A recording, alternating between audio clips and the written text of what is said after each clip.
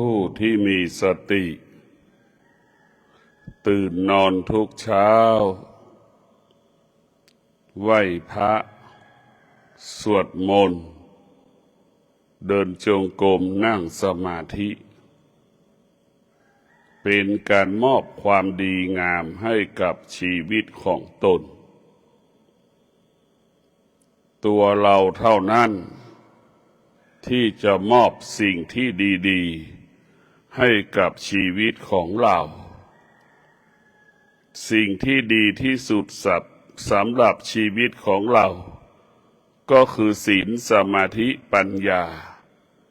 เป็นสิ่งที่ดีที่สุดเป็นสิ่งที่มีคุณค่าสำหรับชีวิตของเราศีลสมาธิปัญญามีคุณค่าสำหรับคนทั้งโลกโลกใบนี้จะเกิดความสงบสุขได้ต้องอาศัยศีลสมาธิปัญญานำมาซึ่งสันติสุขนำมาซึ่งความสงบสุขโลกสงบชีวิตคนทั้งโลกสงบจะต้องอาศัยศีลสมาธิปัญญาเป็นผู้เปลี่ยนแปลงชีวิตของเราเป็นผู้พัฒนาชีวิตของเราให้เราได้รับความดีงามงอกงามความดีงามความงอกงามก็หมายถึงความมั่นคงกับชีวิตทรัพย์สินครอบครัวของเราความดีงามความงอกงามหมายถึงความปลอดภัยต่อชีวิตและทรัพย์สินของเราความดีงามความงอกงามหมายถึงความสุขความดีงามความงอกงามหมายถึงความสำเร็จในการปฏิบัติหน้าที่ในการประกอบอาชีพนั้นๆแต่ละวันท่านทั้งหลายบุคคลที่มีสติสนใจใส่ใจชีวิตของตนสนใจใส่ใจศึกษาเรียนรู้หลักของชีวิตแก่นของชีวิตรากเหง้าของชีวิตสิ่งที่ชีวิตจะพึ่งพาอาศัยได้ก็ได้แก่ศีลสมาธิปัญญาเปรียบเสมือนบิดามารดาเปรียบเสมือนครูอาจารย์เปรียบเสมือนพระพุทธเจ้าที่คอยอบรมสั่งสอนเตือนสติให้เราคิดพูดและกระทำอยู่ในคุณของศีลสมาธิปัญญาชีวิตของเราต้องสร้างความดีด้วยตัวเราเองดังคำว่าทำความดีด้วยกายทำความดีด้วยวาจาทำความดีด้วยใจบุคคลที่มีสติก็ระลึกถึงความดีตลอดเวลาจะมุ่งมั่นบำเพ็ญเพียรทำความดีดำรงตนด้วยศีลปฏิบัติตนครบบทบัญญัติศีลทั้ง5 ข้อเมื่อเราดำรงตนด้วยศีลปฏิบัติตนด้วยศีลทั้ง5 ข้อความดีงามทั้งหลายทั้งปวงเกิดขึ้นกับชีวิตของเราบุคคลที่ดำรงตนด้วยศีลจะเป็นบุคคลที่มีเมตตาบุคคลที่ดำรงตนด้วยศีลจะเป็นบุคคลที่ซื่อสัตย์เป็นคนที่ยุติธรรมบุคคลดำรงตนด้วยศีลจะเป็นบุคคลที่มีสติซื่อสัตย์ยุติธรรมบุคคลที่ดำรงด้วยศีลจะเป็นผู้ที่รักษาวงศ์ตระกูลบุคคลที่ดำรงตนด้วยศีลจะรักษาอาชีพหน้าที่ที่ปฏิบัติอาชีพที่กระทำอยู่ให้เกิดคำว่ายั่งยืนยาวนานมากที่สุดท่านทั้งหลายความดีงามภายนอกกับความดีงามภายในจิตใจของเรานั้นส่วนมากมนุษย์ทั้งหลายให้ความสำคัญความดีงามภายนอก เช่นซื้อเสื้อผ้าดีๆมอบให้กับร่างกายนี่สร้างเขาเรียกว่าความดีงามภายนอกกายแล้วความดีภายในใจของเราความดีภายนอกกายก็คงประกอบไปด้วยศีลความดีในดวงจิตเราก็คงมอบสมาธิให้กับจิตของเรากายของเรากับจิตของเรามันย่อมแตกต่างกันกายของเราก็เปรียบเสมือนสิ่งไม่มีชีวิตหรือร่างกายของเราก็เปรียบเสมือนท่อนไม้เหมือนเราเอาท่อนไม้มาแกะเป็นรูปพระพุทธรูปหรือเอาท่อนไม้มาแกะสลักเป็นรูปต่างๆนั่นแหละต้นไม้ไม่รู้สึกใดๆทั้งสิ้นท่อนไม้ไม่รู้สึกใดๆทั้งสิ้นแต่จิตของเราต่างหากจิตของเราก็เหมือนคนช่างแกะสลักนั่นแหละปรุงแต่งความคิดของตนเองไปปรุงแต่งจิตเราก็เป็นเจ้าปรุงแต่ง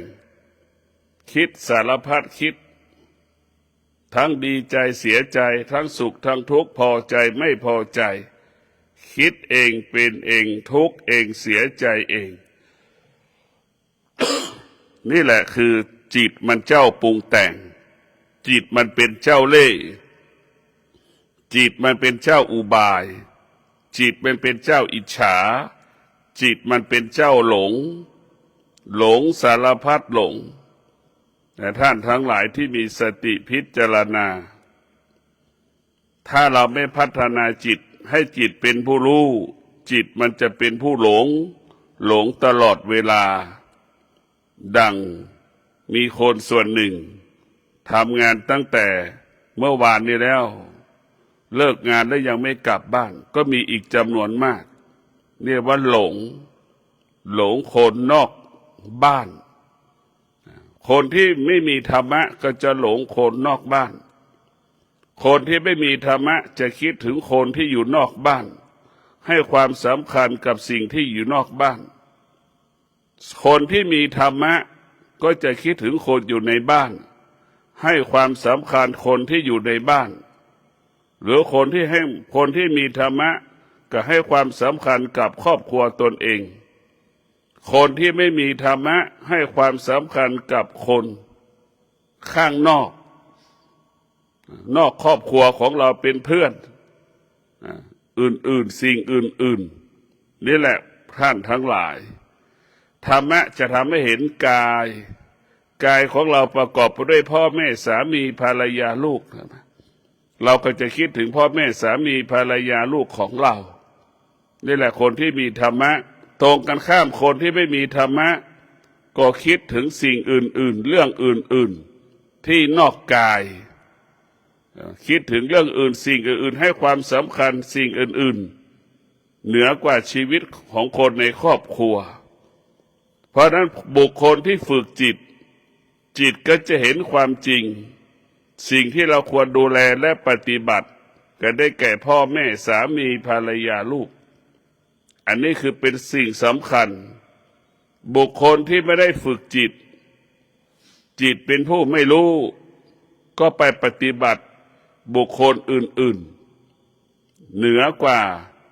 สามีภรรยาพ่อแม่ตนเองเหมือนเราไปติดเพื่อนก็หลงเพื่อนไปดูแลเพื่อนทุกอย่างเหนือกว่าพ่อแม่ตนเองอันนี้คนที่ไม่มีธรรมะหรือคนที่มีจิตเป็นผู้ไม่รู้ก็จะหลงทางยึดมั่นสิ่งที่ผิดพวกเราต้องพิจารณาหลักธรรมะของพระพุทธเจ้าให้เรารู้เรื่องกายกับจิตธรรมะภาคปฏิบัติเราจะให้เรารู้เรื่องกายกับจิตให้จิตอยู่ในกายให้จิตอยู่กับกายของเราเป็นบ้านของจิตบุคคลที่อยู่ในบ้านก็เกิดคำว่าสงบหากเราออกนอกบ้านก็จะเกิดคำว่าวุ่นวายเพราะฉะนั้นแตกต่างอยู่ในบ้านสงบจิตอยู่ในกายก็สงบจิตก็สงบฉันใดเราอยู่ในบ้านเราก็เกิดความสงบ มันเกิดคำว่าสำรวมกายวาจาใจได้ง่ายแต่ละออกนอกบ้านเราไม่สามารถสำรวมกายวาจาใจได้ มันถูกกระทบทางตาทางหูทางจมูกทางลิ้นทางกายทางใจตลอดเวลาเพราะฉะนั้นพวกเราทั้งหลายเรามีสติจะสร้างสรรค์ความดีมอบความดีให้กับชีวิตของเราเราต้องมีสติที่จะบำเพ็ญเพียรสร้างความดีด้วยกายด้วยวาจาด้วยใจของเราสิ่งเหล่านี้เป็นสิ่งที่มีค่าขอให้พวกเราทั้งหลายที่เกิดมาได้ยึดมั่นคำสอนของพระพุทธเจ้าให้เราดำรงตนในคำสอนของพระพุทธเจ้าเช่นบทบัญญัติหลักศีลห้าครอบครัวใดก็แล้วแต่ที่ดำรงตนด้วยศีลทั้งห้าข้อครอบครัวนั้นจะเกิดความสงบสุขครอบครัวนั้นจะเกิดความสุขอันนี้คือเป็นกฎของศีลห้าอานิสงส์ของศีลห้าที่คนได้ปฏิบัติแล้วจะเกิดคำว่าความสุขพวกเราทั้งหลายครอบครัวใดที่รักษาศีลห้าไม่ครบไม่สมบูรณ์ไม่บริบูรณ์ครอบครัวนั้นก็เกิดแต่ความวุ่นวายครอบครัวนั้นก็จะเกิดแต่คำว่าความทุกข์กายทุกข์ใจตลอดเวลาเพราะฉะนั้นพวกเราเห็นแล้วว่าการรักษาศีลกับการไม่รักษาศีลมันย่อมแตกต่างกันคนที่รักษาศีลกับคนที่ไม่รักษาศีลก็มีความคิดที่แตกต่างกันเพราะฉะนั้นพวกเรามีสติเราก็สามารถเลือกสิ่งที่เราต้องการได้เลือกเอาสิ่งที่เราปรารถนาได้เพราะฉะนั้นสิ่งที่เราควรรู้ก็รู้เรื่องธรรมะนี่แหละอย่างเช่นเรามีพ่อเรามีแม่เรามีสามีเรามีภรรยาเนี่ย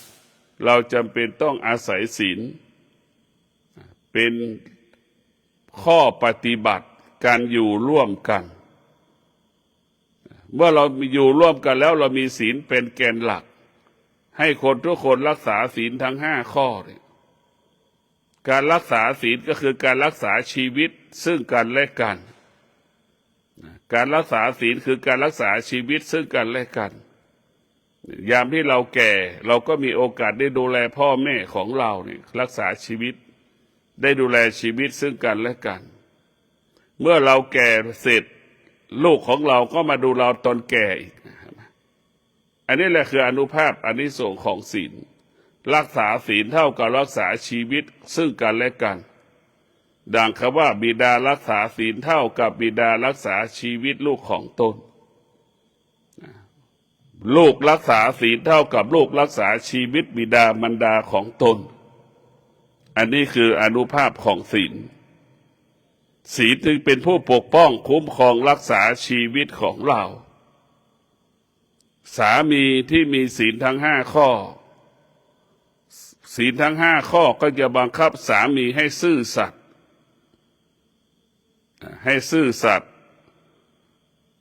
สามีดำรงตนได้ศีลทั้งห้าข้อสามีก็จะเป็นผู้ที่อดทนเป็นผู้ที่อดกั้นเป็นผู้ที่มีวิริยะภาคเพียรจะพัฒนาก็ง่ายจะแก้ปัญหาก็สะดวกนี่แหละศีลจะบังคับให้เราเมตตาเพราะฉะนั้นพวกเราทั้งหลายสามีรักษาศีลเนี่ยจะทำให้ครอบครัวทั้งครอบครัวนั้นมีความสุขผู้เป็นสามีก็คือเป็นหลักของบ้านเป็นหลักของบ้านเป็นที่ยึดเดี่ยวของบ้าน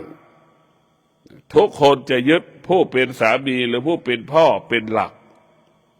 โดยเฉพาะพ่อที่ดำรงตนด้วยศีลเนี่ย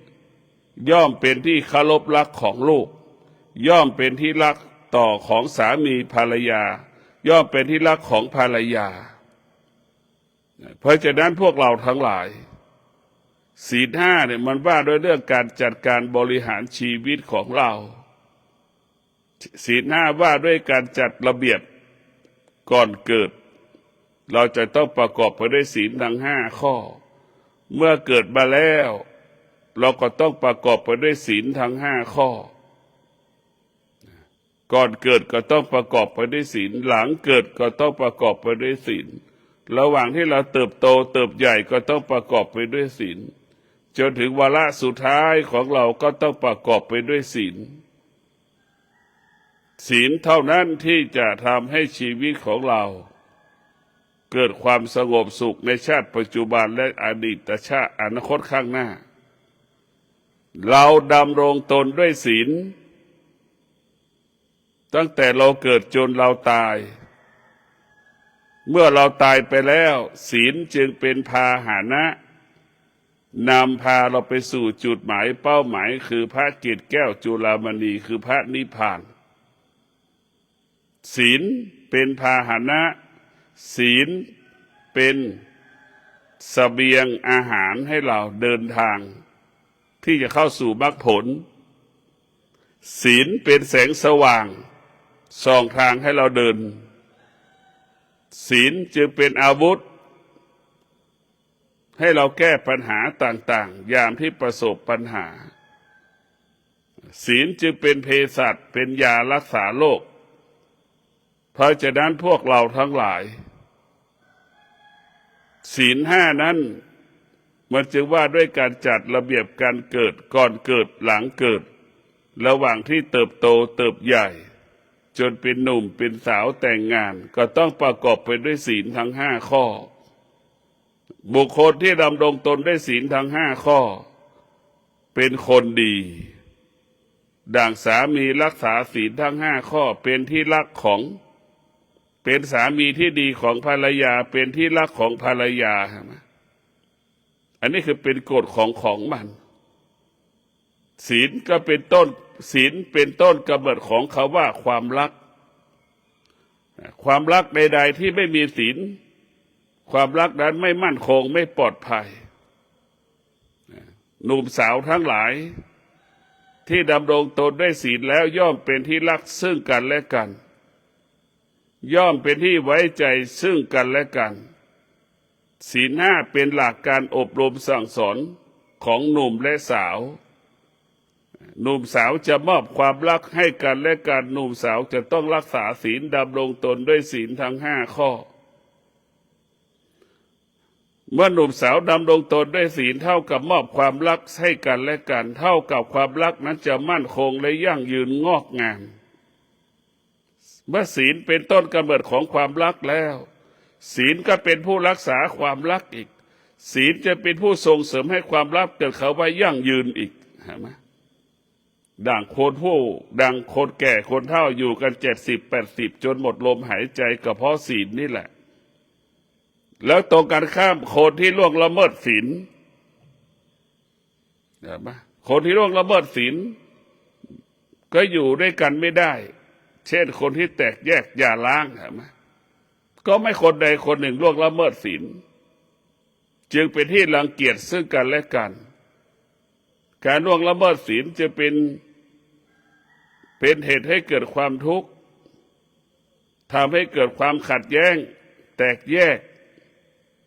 เกิดปัญหาตามมาสารพัดปัญหาเพราะฉะนั้นพวกเราทุกคนต้องมีสติดำรงตนด้วยศีลศีลนี่แหละจึงจะรักษาความรักของเราได้ส่งเสริมให้ความรักเรายั่งยืนในงอกงามเพราะฉะนั้นพวกเราต้องมีสติพิจารณาเอาศีลทั้ง5 ข้อเป็นหลักการอบรมจิตเอาเป็นหลักศีลทั้ง5 ข้อเป็นการพัฒนาจิตเอาศีลทั้ง5 ข้อมากำกับกายวาจาใจของเราดังเขาว่าเราทำดีด้วยกายวาจาทำดีด้วยกายทำดีด้วยวาจาทำดีด้วยใจได้เป็นสิ่งที่มีค่าที่สุดเป็นสิ่งที่มีคุณค่าเป็นสิ่งที่มีความหมายเมื่อเรามีศีลแล้วศีลนั้นจะบังคับให้เราอดทนดังบิดามารดาดำรงตนด้วยศีลศีลนั้นจะบังคับให้บิดามารดาอดทนในการประกอบอาชีพในการปฏิบัติหน้าที่ศีลมันจะบังคับให้เราอดทนเพื่อจะพัฒนาได้ แก้ปัญหาให้สำเร็จได้ง่ายก็ขอให้พวกเราได้พิจารณาน้อมนำเอาคำสอนของพระพุทธเจ้าไปปฏิบัติดำรงตนประพฤติตนให้เป็นคนดีให้เป็นคนดีของพ่อของแม่สามีภรรยาพ่อแม่ลูกหลานเพราะฉะนั้นพวกเราต้องมีสติที่จะมอบความดีงามให้กับชีวิตของเราธรรมะเนี่ยมันมีค่านี้ยิ่งกว่าอัญมณีชั้นหนึ่งของโลกธรรมะเป็นสิ่งที่มีค่าของธรรมะไม่มีคำว่าหมดสิ้นและไม่มีคำว่าจบสิ้นดังหลวงปู่ทวดไม่มีใครรู้จักหลวงปู่ไม่มีใครเห็นหลวงปู่ทวดตัวจริงแต่ป่านนี้เราก็ยังคิดถึงคำว่าหลวงปู่ทวดนั่นแหละคือเป็นความจริงที่ไม่เปลี่ยนแปลงเป็นความจริงที่อยู่เหนือธรรมชาตินี่คือธรรมะคงสภาพเดิมไว้อยู่ผู้ที่มีธรรมะก็เป็นมีบารมียิ่งใหญ่ในดังหลวงปู่ทวดไม่มีใครรู้จักแต่ที่เรารู้จักเพราะความดีที่อยู่ในร่างกายหลวงปู่ทวดเพราะฉะนั้นพวกเราทั้งหลายความดีที่อยู่ในร่างกายพระพุทธเจ้าจึงเป็นมรณะพุทธเจ้าได้ละสังขารเมื่อสัก 2,000 กว่าปีบัดนี้เวลานี้เรายังคิดถึงอยู่ที่เราคิดถึงพุทธเจ้าก็คือศีลสมาธิปัญญาหลักธรรมคำสอนของพระพุทธเจ้าเป็นต้นแบบของคนทั้งโลกเป็นแบบอย่างของคนทั้งโลกพระพุทธเจ้าเป็นบุคคลต้นแบบเป็นบุคคลแบบอย่างของโลกพระพุทธเจ้าจึงอยู่เหนือคนทั้งโลกคนทั้งโลกจึงยอมรับยกย่องสรรเสริญพระพุทธเจ้าก็เพราะพระพุทธเจ้างอกงามด้วยศีลสมาธิปัญญาพุทธเจ้าได้เป็นพุทธเจ้าก็เพราะอานุภาพศีลสมาธิปัญญานี่แหละมันเป็นรากฐานของชีวิตมันเป็นรากฐานของคำว่าการจัดการการบริหารมันเป็นรากฐานของครอบครัวให้เราพิจารณาแต่พิจารณาทุกวันส่วนธรรมะภาคปฏิบัติเราก็หันมานั่งสมาธิการนั่งสมาธิเราจะรู้เรื่องกายของเราว่าร่างกายของเรามันนั่งแล้วมันเจ็บปวดตรงไหนบ้างร่างกายส่วนไหนที่เรานั่งสมาธิแล้วมันสำแดงอาการเราพิจารณาดูสังเกตดูการนั่งสมาธิแล้วเราหลับตาเนี่ยมันยากแสนยากนะเรียกว่ามันยากแสนยาก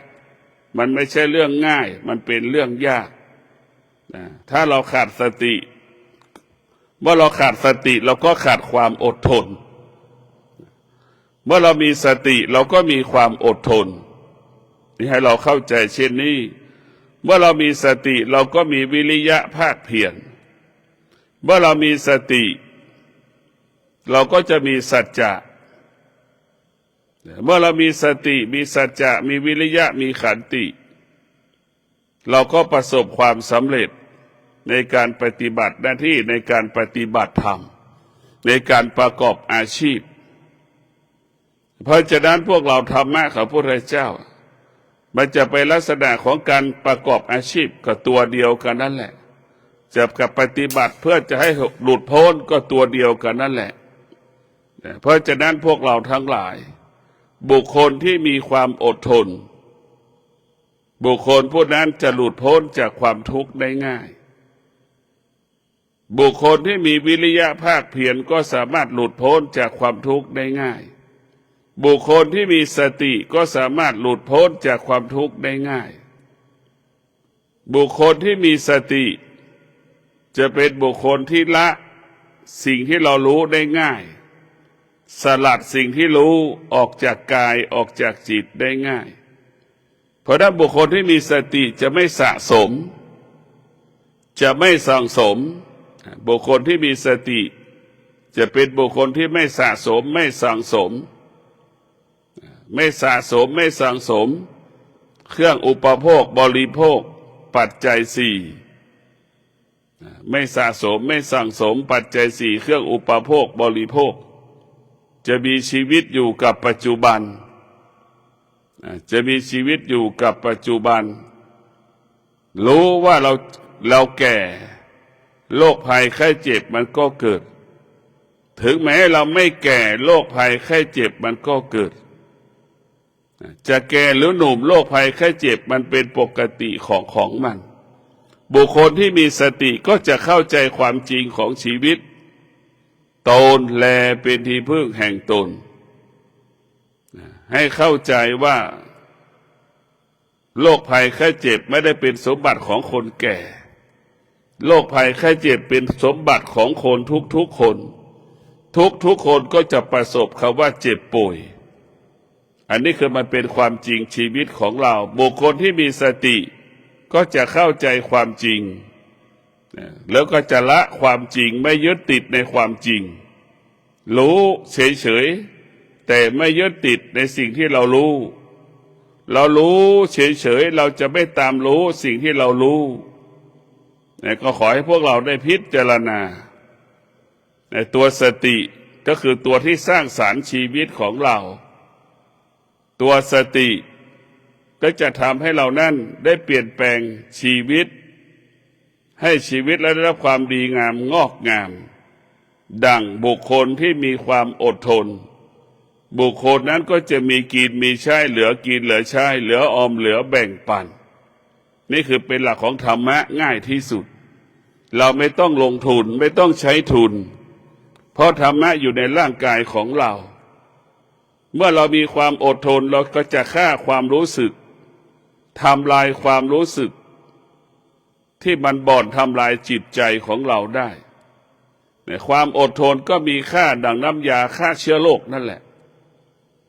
มันฆ่าและทำลายทุกสิ่งทุกอย่างได้หมดอดทนนี่เราจะเป็นโจรมันก็สำเร็จมันจะเป็นบัณฑิตมันก็สำเร็จหมายความว่าโจรก็จะต้องใช้ความอดทนที่จะไปปล้นไปจี้คนที่จะบำเพ็ญเพียรภาวนาก็ต้องใช้ความอดทนไปปล้นไปจี้ไปปฏิบัติธรรมเหมือนกันหมดธรรมะของพระพุทธเจ้าถ้ามีความอดทนจะทุกอย่างจะสำเร็จหมดถ้าเราไม่ขาดความอดทนเราก็ไม่สำเร็จสักอย่างนะเพราะฉะนั้นพวกเราทั้งหลายความอดทนก็คือเป็นกฎเป็นหลักของการวางแผนการพัฒนาชีวิตของเราเรียกว่าวางแผนการพัฒนาชีวิตของเราเช่นเรามีความอดทนเราจะจัดระเบียบความคิดของเราก่อนเราจะจัดระเบียบความคิดวันนี้เราจะเดินจงกรมเราก็จะต้องเอาความอดทนไปจัดระเบียบการเดินจงกรมของเราให้ได้ผลวันนี้เราจะนั่งสมาธิเราก็ต้องพิจารณาใช้ความอดทนเนี่ยไปกำกับการนั่งสมาธิเพราะความอดทนมันจะบังคับให้เรามีระเบียบมีวินัยความอดทนมันจะบังคับให้เรานั้นซื่อสัตย์ยุติธรรมให้กับตนเองนี่คือธรรมะความอดทนมันจะบังคับให้เรามีสติถึงเวลาตี 3:30เนี่ยเราจะตีระฆังแล้วมันก็จะตื่นอันนี้แหละคือธรรมะมันจะบังคับเราก่อนนอนเราบอกว่าเราจะไม่ตื่นนะพอถึงตี 3:30มันก็จะตื่นบังคับให้เราตื่นเองโดยอัตโนมัติโดยธรรมชาติของมันนี่ก็ฝากให้พวกเราได้พิจารณาชีวิตของเรามันเป็นเช่นนี้เป็นแบบนี้ของมันชีวิตของเราเป็นเช่นนี้เป็นแบบนี้ของมันไม่มีอะไรแตกต่างชีวิตเราเสมอเหมือนกันหมดด้วยความแก่ความเจ็บความตายเหมือนกันหมดชีวิตของเราอยู่ภายใต้ความแก่ความเจ็บความตายไม่มีใครเกิดแล้วไม่ตายไม่มีในโลกเพราะฉะนั้นความตายก็เป็นสิ่งที่เป็นความจริงของชีวิตเป็นความจริงของชีวิตชีวิตของเราเมื่อเรามีธรรมะเราก็จะเข้าใจเรื่องความตายเรื่องความเก็บเรื่องความแก่เรื่องความเจ็บเมื่อความแก่ความเจ็บอยู่กับเราเกิดกับเราเราก็อยู่กับมันได้อย่างเป็นปกติ เพราะธรรมะจะสอนให้เรารู้เรื่องความจริงตลอดเวลาให้เรารู้เรื่องความจริงรู้สติให้เรารู้สติให้เรารู้ทุกอย่างสิ่งที่มันเกิดขึ้นทางตาทางหูจมูกลิ้นกายใจซ้ำๆซากๆให้เรารู้ให้เรารู้ทำนั้นสติจะทำให้เรารู้เมื่อเรารู้แล้วเราก็สรุปเมื่อเรารู้แล้วเราก็สรุปเมื่อเราสรุปได้ชีวิตเราก็ปกติทุกคนเกิดมาเพื่อแก่เพื่อเจ็บเพื่อตายแล้วแก่เกิดมาแล้วก็ตายเหมือนกันหมดให้เข้าใจอย่างนี้เกิดมาก็เจ็บป่วยเหมือนกันหมดให้เราเข้าใจอย่างนี้ให้เราเข้าใจเช่นนี้แบบนี้แหละว่าเกิดมาเพื่อแก่เพื่อเจ็บเพื่อตายระหว่างที่มันแก่มันเจ็บมันจะตายระหว่างที่มันจะแก่จะเจ็บจะตายนะเราก็มีสติที่บำเพ็ญเพียรทำความดีเช่นเรานั่งสมาธิก็ดีรักษาศีลก็ดีนะเป็นสิ่งที่ดีที่เราจะต้องศึกษาเรียนรู้ต้องนำไปปฏิบัตินะคืออยากให้พวกเราได้มีสติพิจารณาชีวิตของเราเนี่ยไม่ง่ายเพราะเราถูกความโลภความโกรธความหลงกิเลสหลอกล่อเราตลอดเวลาเราถูกภายใต้เราถูกกิเลสหลอกล่อเราตลอดเวลาถูกกิเลสหลอกตลอดเวลาแต่เราถึงจะตกอยู่ใต้อำนาจความโลภความโกรธความหลงความอยากที่มันกระทบทางตาทางหูจมูกลิ้นกายใจทุกลมหายใจเพราะฉะนั้นพวกเราต้องพิจารณาที่จะหยุดความโลภความโกรธความหลงได้เราพิจารณาจะหยุดความอยากสารพัดความอยากได้เราจะพิจารณาหยุดยับยั้งความรู้สึกสารพัดความรู้สึกของเราได้เพราะฉะนั้นเราต้องกลับมาฝึกจิตเราฝึกจิตให้จิตเป็นผู้รู้จิตนั้นจะมั่นคงเราฝึกจิตให้จิตเราเป็นผู้รู้เราจะเป็นผู้เราจะอดทนเมื่อจิตเป็นผู้รู้มันจะบอกให้เราอดทนเมื่อจิตเป็นผู้รู้มันจะบอกให้เรามีวิริยะภาคเพียรเมื่อจิตเราเป็นผู้รู้จิตมันก็จะบอกให้เรานั่นสงบให้เรามาสงบเท่านั้นพวกเราทุกคนที่เกิดมาเป็นมนุษย์เราจะเป็นต้องอาศัยธรรมะก็คือสติให้เรามีสติไอ้ตัวสตินี่แหละจะทำให้เรารู้เพิ่มขึ้นและตัวสตินี่แหละเมื่อเรารู้แล้วมันก็ให้เราละให้เราสละสติมันมีสองอย่างให้เราละอีกให้เราสละออกจากกายเราสิ่งที่อยู่ในกายต้องสลัดเราจะเป็นต้องมีสติที่จะหยุดยั้งความรู้สึกที่เรารู้สึกไม่พอใจในการนั่งสมาธิอย่างนี้มันเกิดอาการเจ็บปวดตามร่างกายเหล่านี้เรามีสติให้เรารู้เฉยๆเรารู้แต่เราไม่ตอบสนองสิ่งที่เรารู้ให้เราพิจารณาเรารู้เราจะไม่ตอบสนองสิ่งเรารู้ให้เราคิดเช่นนี้คิดแบบนี้ชีวิตของเราจะต้องมอบความดีให้กับชีวิตความดีทางพระพุทธศาสนาหมายถึงศีลสมาธิปัญญา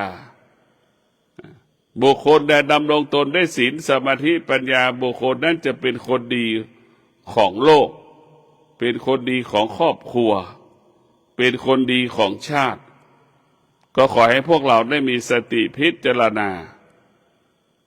ว่าธรรมะเป็นผู้รักษาชีวิตส่งเสริมชีวิตให้ชีวิตของเรางอกงามตลอดกาลเวลาชีวิตของเราต้องได้รับการพัฒนาละพัฒนาก็คือละความโลภละความโกรธละความหลงเราจะไม่ให้ความโลภความโกรธความหลงเกิดขึ้นที่กายกับจิตเราจะต้องแก้ไขสิ่งเหล่านี้โดยเฉพาะความอยากความรู้สึกเหล่านี้มันมีพลังมันมีอานุภาพทำให้เราสะเทือนและหวั่นไหวได้ตลอดเวลาก็ขอความสุขสวัสดีจงเกิดแก่ท่านทั้งหลายได้มีสติพิจารณา